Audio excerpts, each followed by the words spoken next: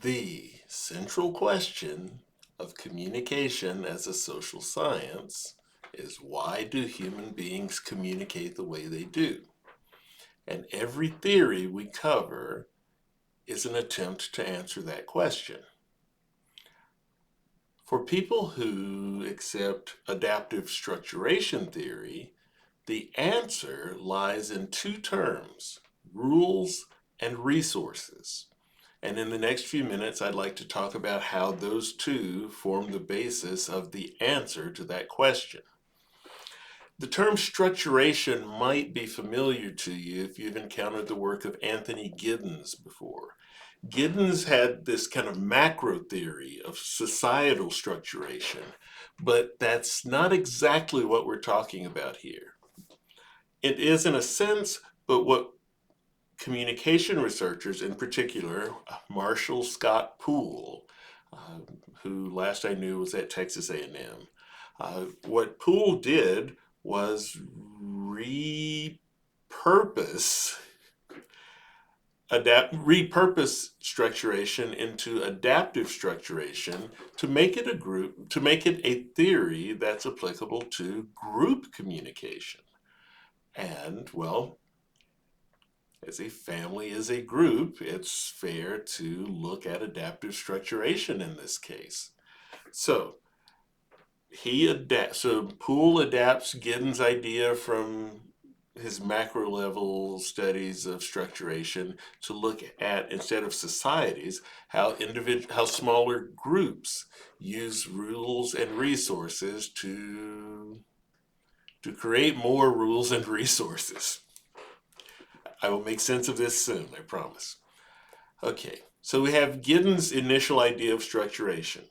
He defined structuration with the statement that is cited pretty often, that structuration is the production and reproduction of social systems through the members' uses of rules and resources.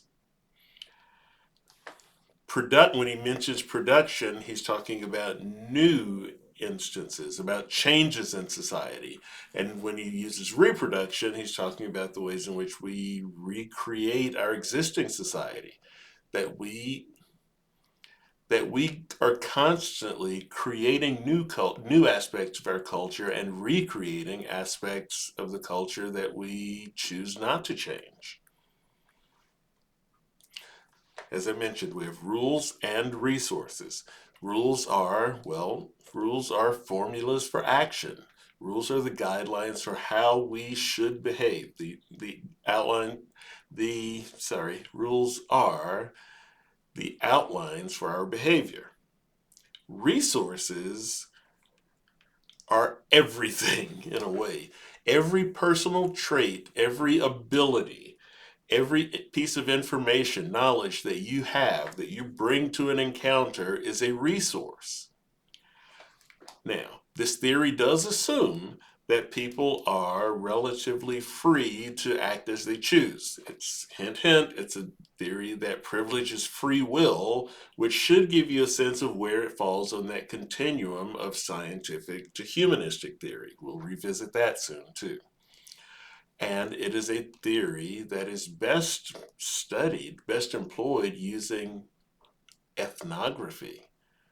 There isn't a survey instrument that's going to get you to the answers that Giddens and Poole believe you should find. Instead, they're going to say you have to go into the field and observe people in action in order to understand why they do the things they do. It all comes down to observing those interactions, in part because those interactions will include the elements of morality, of communication, and power. And we need to be aware of the ways in which group members and their behaviors affect those concepts, those elements. The decisions that a group makes have consequences, some intended, some unintended. But we need to be aware, as aware as we can, of what those group decisions impacts might be. Now, Giddens and, by extension, Poole approach this with a kind of critical edge. They don't believe you can talk about groups making decisions without talking about power. Likewise, I don't think you can talk about a family without talking about power dynamics. Now, what's unique about structuration or adaptive structuration is the idea from the theorists that what we should be moving toward is a group, a family, where power is more evenly distributed. In a sense, then, that tends to buck the tradition of a certain kind of paternalistic hierarchical family. Now, it's not, they don't suggest that we, in terms of families, throw out all rules about power, but that we reconsider them. Um, Marshall Scott Poole talks about rules as simple propositions about whether something is good or bad, and talks about resources as those materials and possessions that we all bring to the table, that we bring to these interactions with each other in groups. What this means is that, akin to standpoint theory, that a child brings to an interaction with the family a different set of resources than an adult does. My kids bring to their interactions with me the language that they use these days, which differs in some interesting ways from the language I use. Now, along with this notion of rules and resources, uh, we have to consider the question of where these rules and resources come from. And sometimes they come from the world around us. Sometimes when we see rules and resources used in other settings that work, we appropriate those rules and resources. Many of you might have either been in the past, or you might be in now, an organization that runs its meetings by Robert's Rules of Order. Robert's Rules of Order is a resource that has been appropriated by lots of organizations because it has been effective in facilitating group interaction and decision making. It is used to produce, we make decisions, and we make new decisions, production, and we confirm older decisions, reproduction. What this means is that groups use their rules and resources to make decisions which provide rules and resources. The term we use for this is duality of structure, that rules and resources are the medium of interaction and the outcome of interaction. We use rules and resources to create rules and resources. Now, why does that matter?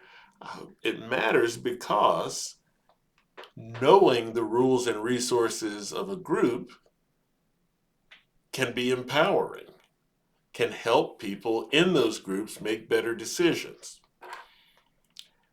The critical edge of the theory suggests that we need to listen to those people in the group in lower power positions because they may possess rules and resources that we're unaware of. Excuse me. There is adaptive structuration in a nutshell. So what have people had to say about it? Well, in terms of group communication, it is one of the most popular theories out there. In terms of family communication, we don't see it used as often as we see it used in more general groups, but it is gaining a foothold in family communication, especially in families. Well, there's special potential for it in families with adult children. because then some of the issues about a power dynamic involving a child are thrown out the window if everyone's an adult. The theory is one that privileges free will, so on that continuum, we're looking at a theory that is not a scientific objectivist theory. We're looking at a subjective, humanistic, interpretive theory with a critical edge to it. It doesn't hide from the idea of power. The theory gains some credibility because it's connected to Giddens and because structuration at the macro level has been so successful. But at the same time, that connection to Giddens makes the theory more complex too, because there are ways in which we haven't applied it uh, at the micro level that he has applied at the macro level. So there is adaptive structuration in a nutshell.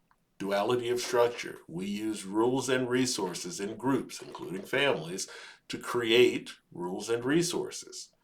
How we do things, why we do things, is because of the rules and resources to which we have access. We use those rules and resources to start a cycle whereby we make decisions that create more rules and resources.